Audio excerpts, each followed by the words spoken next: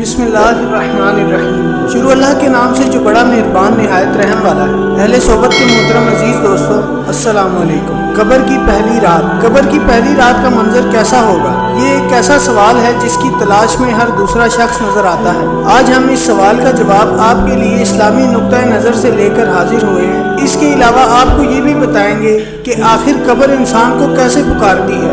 क्या ये पुकार इंसान को सुनाई देती है? कब्र की पुकार हज़रत अबू सईद रज़ी अल्लाह ताला अन्हु से रिवायत है कि सरवर कायनात सल्लल्लाहु अलैहि वसल्लम ने फरमाया, लोगों, लज़्ज़तों को ख़त्म करने वाली मौत को कसरत से याद किया करो। कब्र हर दिन अपने मुर्दों से खिताब करते हुए ऐलान करती है, मैं गुर्बत और तन्हाई का घर हूँ, मिट्टी और कीड़ों का घर हूँ। जब मोमिन को दफन किया जाता है तो कब्र इसे मरहबा कहते हुए खुशखबरी सुनाती है कि मेरी पुश्त पर चलने वालों में तू बड़ा महबूब था, आज मैं तेरी हो गई और तू मेरी तरफ आ गया, तू अब मेरे एहसान को देख लेगा। ये कहकर कब्र ताहद निकाह कुशादा हो जाती है और जन्नत का दरवाज़ा इसके लिए खोल दिया जाता है, जहाँ से इसको जन्नत की ताज़ा हवा आती है। हज़रत अबू हुरैरा रज़ी अल्लाह ताला अन्हु का बयान है कि रसूलुल्लाह सल्लल्लाहु अलैहि वसल्लम एक जनाजे में शरीक हुए, फिर फरमाया, मैं भी आप सल्लल्लाहु अलैहि वसल्लम के हमरा था।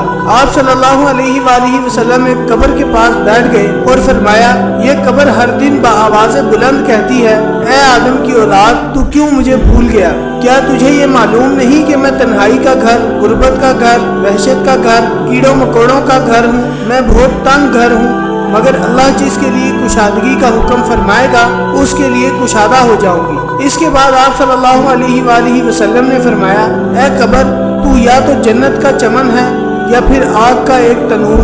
हज़रत अबू हज्जाज रज़ी अल्लाह ताला अन्हु से रिवायत है कि रहमत आलम सल्लल्लाहु अलैहि वसल्लम ने फरमाया, मुर्दा जब कब्र में रखा जाता है तो कब्र इसको कहती है, ऐ इब्ने आदम, तू हलाक हुआ, तुझे किस चीज़ ने मुझसे धोखे में रखा?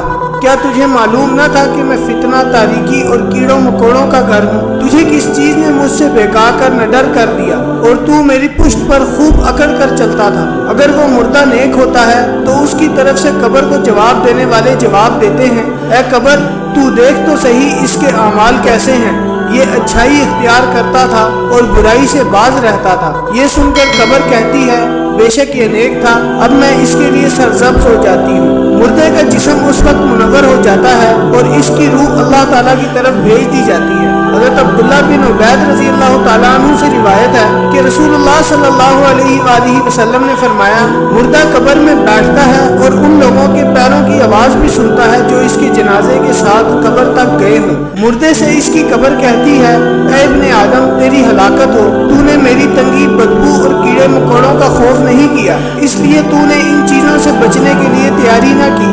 बद आमाल मुर्दे से कब्र कहती है, तुझे मेरी तारीकी, मेरी वहशत, मेरी तन्हाई और तंगी और मेरा गम याद नहीं रहा? इसके बाद कब्र उसको जकड़ देती है, जिसके बाद उसकी पसलियों की हड्डियां एक दूसरे में पेवस्त हो जाती हैं, जबकि नेक बंदे के लिए कब्र कुशादा कर दी जाती है और इसके दाएं एक खिड़की खोल दी जाती है जहां से इसको जन्नत की हवा आती है। अल्लाह पाक हम सबको कब्र के अजाब से बचाए और हमको नेक अमाल करने की तौफीक अता फरमाए। आमीन या रब्बल आलमीन।